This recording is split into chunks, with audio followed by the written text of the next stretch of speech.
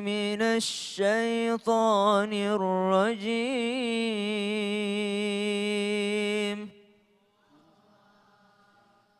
بسم الله الرحمن الرحيم.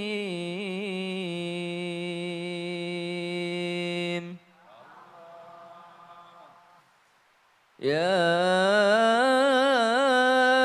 أيها الذين آمنوا لا يحل لكم أن ترثوا النساء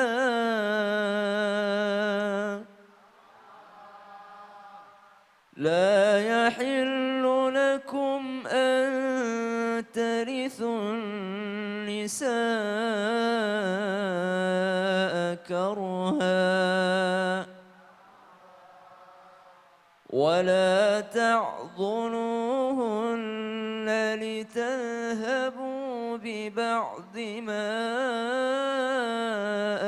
آتيتموهن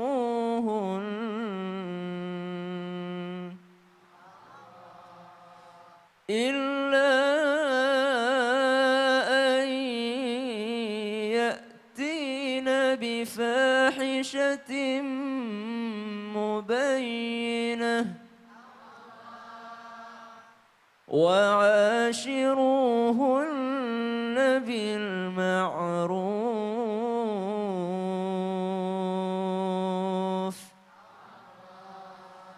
فإن كرهتموهن فعسى أن تكرهوا شيئا ويجعل الله فيه خيرا كثيرا. Al-Quran surah An-Nisa ayat 19, apa tadi artinya An-Nisa Bu? Iya perempuan, kalau dalam Al-Quran itu tidak ada surah Ar-Rijal, surah laki-laki tidak ada. Yang ada cuma surah An-Nisa, salah satu bukti bahwa Al-Quran memuliakan wanita. Ya ayyuhalladzina amanu la yahillu lakum an tarithun nisaa karha. Apa sih buktinya Islam memuliakan wanita? Bukannya wanita itu kayak dikurung ya? Bukannya wanita itu terlalu banyak aturannya dalam Islam ya? Bukannya wanita itu harus berhijab lah, harus inilah, harus di rumah lah, banyak banget aturan wanita. Kenapa nggak boleh bebas kayak laki-laki? Ini berarti Islam menghalangi wanita. Bukan, justru barang yang berharga itu akan sangat amat hati-hati dijaganya.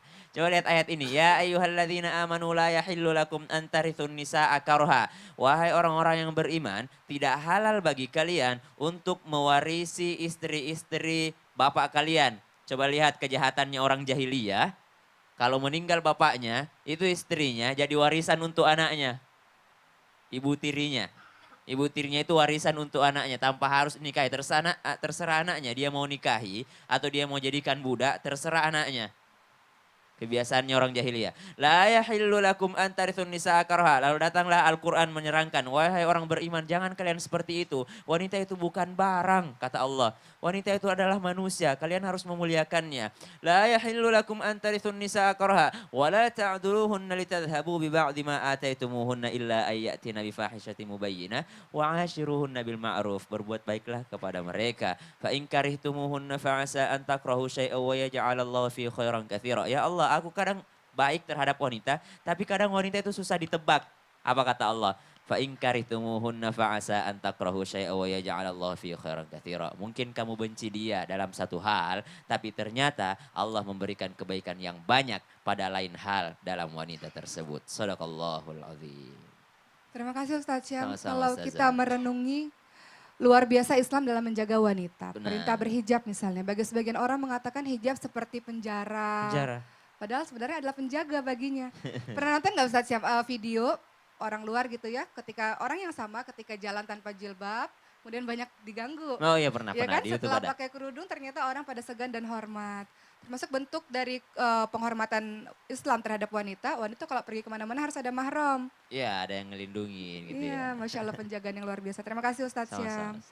Baik, pada hari ini jemaah Islam itu indah yang dirahmati oleh Allah Subhanahu wa taala. Kita akan belajar dari kisah sahabiah, sahabat wanita Rasulullah Shallallahu alaihi wasallam yang serba bisa. Siapa itu? Mari kita belajar dari seorang wanita bernama Ummu Sulaim. Ummu Sulaim atau nama lainnya adalah Rumaiso. Ummu Sulaim adalah seorang sahabat Rasulullah Shallallahu Alaihi Wasallam di Yathrib, wanita Ansor. Menikah dengan seorang laki-laki bernama Malik bin Nador. Dari pernikahan tersebut, mereka berdua mendapatkan seorang anak yang kemudian mereka beri nama Anas bin Malik. Ternyata sang suami adalah orang yang tidak beriman kepada Allah Subhanahu wa taala, sementara setelah pernikahan itu Ummu Sulaim atau Rumaiso beriman kepada Allah Subhanahu wa taala. Maka Ummu Sulaim mengajarkan kepada anaknya Anas bin Malik kalimat-kalimat tauhid untuk mencintai Allah dan Rasulnya. Katakan anakku asyhadu alla ilaha illallah wa asyhadu anna Muhammadar Rasulullah. Katakan anakku bahwa engkau bersaksi tiada Tuhan selain Allah. Nabi Muhammad adalah utusan dari Allah Subhanahu wa taala. Ketika kemudian sang suami Malik bin Nador mendengar hal tersebut, maka murkalah Malik bin Nador. Malik bin Nador mengatakan, apa yang engkau ajarkan kepada anak ini? Engkau mengajarkan sesuatu yang membuat dia musyrik. Apa kata sang wanita salihah ini? Aku tidak musyrik dan aku tidak mengajarkan hal yang buruk kepada anakku. Aku mengajarkan anakku untuk menjadi orang yang beriman, akidahnya lurus, tauhidnya baik. Lalu alangkah marahnya Malik bin Nador karena sang istri mengajarkan hal tersebut. Malik bin Nador pun pada suatu ketika pergi meninggalkan rumah dan ternyata di tengah perjalanan terbunuh oleh sang musuh. Maka Ummu Sulaim pun menjadi seorang janda, seorang diri untuk mengasuh anaknya Anas bin Malik. Merasa bahwa mengasuh anak amatlah sulit dan ia paham bahwa anak tersebut harus menjadi anak yang luar biasa baik dan soleh sekali. Maka Ummu Sulaim pun merelakan anaknya untuk diberikan kepada Rasulullah Shallallahu Alaihi Wasallam untuk menjadi pelayannya Rasulullah. Lihat, bukan hal yang mudah bagi seorang ibu untuk melepaskan anak yang dicintainya kepada orang lain. Tapi Ummu Sulaim mau melakukan itu karena ia paham bahwa dengan bimbingan Rasulullah Shallallahu Alaihi Wasallam, Anas bin Malik akan menjadi anak yang soleh dan dicintai oleh Allah Subhanahu Wa Taala. Sang ibu ini mau berkorban untuk apa? Agar anaknya menjadi anak yang luar biasa di bawah bimbingan orang yang luar biasa. Suatu ketika Anas bin Malik ketika itu masih kecil, berusia 10 tahun, sudah di bawah bimbingan Rasulullah, maka tumbuh terus menjadi pemuda yang luar biasa. Maka Ummu Sulaim pun bertekad selama beberapa tahun tidak menikah lagi untuk melihat perkembangan dari sang anak Anas bin Malik tersebut. Maka pada suatu ketika Ummu Sulaim atau Rumaiso adalah seorang wanita yang terhormat, cantik dan mulia luar biasa. Lalu suatu ketika ada seorang laki-laki yang gagah kemudian melamar Ummu Sulaim. Namanya adalah Abu Thalhah. Abu Thalhah ketika melamar Ummu Sulaim, menghitbah Ummu Sulaim. Ummu Sulaim mengatakan, wahai Abu Thalhah, engkau adalah pemuda yang tampan, kaya raya, bermartabat. Tidak ada alasan bagiku untuk menolakmu.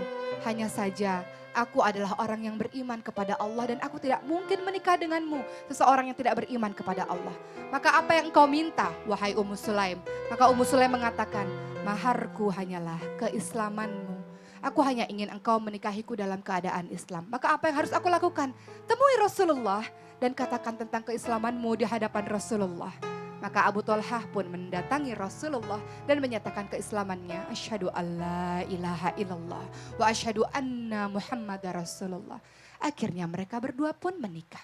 Abu Thalhah yang tadinya musyrik tidak beriman kepada Allah Subhanahu wa taala bersama-sama dengan wanita solihah tersebut, dengan Ummu Sulaim istri yang solihah tersebut, akhirnya menjadi laki-laki salah satu sahabat Rasulullah yang juga sangat dicintai oleh Rasulullah. Lihat apalagi yang dilakukan, kehebatan dari Ummu Sulaim. Pada suatu ketika dari hasil pernikahan mereka berdua, Ummu Sulaim dengan sang suami Abu Thalhah ini melahirkan seorang anak lagi. Dan ternyata pada suatu ketika sang suami Abu Thalhah pergi untuk sebuah keperluan. Apa yang terjadi? Sang anak ini ternyata menderita sakit yang sangat parah. Lalu Allah Subhanahu wa taala memanggil anak tersebut kembali ke rahmatullah. Anak tersebut meninggal. Sepulangnya Abu Thalhah dari berpergian, apa yang dilakukan sang istri? Sang istri tahu bahwa suaminya lelah. Sang istri tahu bahwa suaminya capek luar biasa, menanggung beban yang sangat besar di luar sana. Maka Ummu Sulaim atau Rumaiso yang bijaksana ini pun pada hari itu ketika sang suami bertanya, kemana anak kita? Apa katanya? Anak kita sekarang sudah dalam keadaan yang sangat tenang. Maka tenanglah hati dari Abu Talha. Malam itu Ummu Sulaim menghidangkan jenis makanan yang sangat banyak dan enak untuk sang suami. Sang suami dibuat kenyang dan bahagia. Malam itu sang Ummu Sulaim pun memberikan pelayanan yang terbaik di tempat tidur kepada sang suaminya. Sang suami merasa bahwa itu seolah-olah malam pertama mereka. Alangkah bahagia hati dari sang suami tersebut. Sampai suatu hari, di pagi hari, sang istri bertanya, "Wahai suamiku, Abu Talha, apa yang engkau rasakan seandainya ada seseorang yang memberikan pinjaman kepada kita, lalu orang tersebut mengambil pinjamannya? Apakah boleh?" Apa kata sang suami? "Tentu saja boleh. Itu adalah barang pinjaman, tentu saja boleh kita berikan kepada pemiliknya." Itulah yang terjadi kepada anak kita, suamiku. Anak kita adalah milik Allah dan Allah mengambil lagi anak kita. Alangkah murkanya Abu Talha. Abu Talha mengatakan, "Apa yang kau lakukan wahai istriku? Semalaman kau berikan aku makanan, semalaman kita berhubungan suami istri dan kau menyembunyikan berita ini. Aku akan mengadukan perkara ini kepada Rasulullah." Lalu sang suami dalam keadaan marah ini mengadukan kepada Rasulullah. "Rasul, istriku telah berbuat kurang ajar sekali. Istriku luar biasa tidak berperasaan sekali. Dia tidak memberitahu aku bahwa anakku meninggal ketika aku pertama kali datang. Dia melayaniku sampai kemudian baru di pagi hari dia memberitahukan hal ini terhadapku." Apa kata Rasulullah? Rasul katakan, "Semoga Allah memberkahi engkau dan istrimu." Dan kemudian dari pernikahan itu lahir kembali anak dari mereka berdua. Allah memberkahi mereka berdua dari kesabaran dari seorang istri. Ummu Sulaim atau Rumaisah, kita bisa mendapatkan pelajaran darinya. Bagaimana menjadi seorang wanita yang tauhid, akidahnya lurus. Bagaimana menjadi seorang ibu yang mampu mendidik anak-anaknya, memastikan anak-anaknya selalu dalam pendidikan yang terbaik. Yang menjadi seorang istri qurrata a'yun, penyejuk mata bagi suaminya. Menjadi seorang istri penentram bagi hati suaminya. Wanita serba bisa. Wanita bisa memainkan berbagai macam peranan. Lihat, alangkah mulianya wanita kalau kita mengikuti contoh teladan kita, para sahabiah. Salah satunya adalah Ummu Sulaim dan Rumaisah. Mudah-mudahan menjadi pelajaran berharga. Insya Allah. Masya Allah, tepuk tangannya mana ibu-ibu? Gimana Bu? Bangga gak Bu sama Islam Bu? Makin bangga gak Bu? Makin bangga ya Bu ya?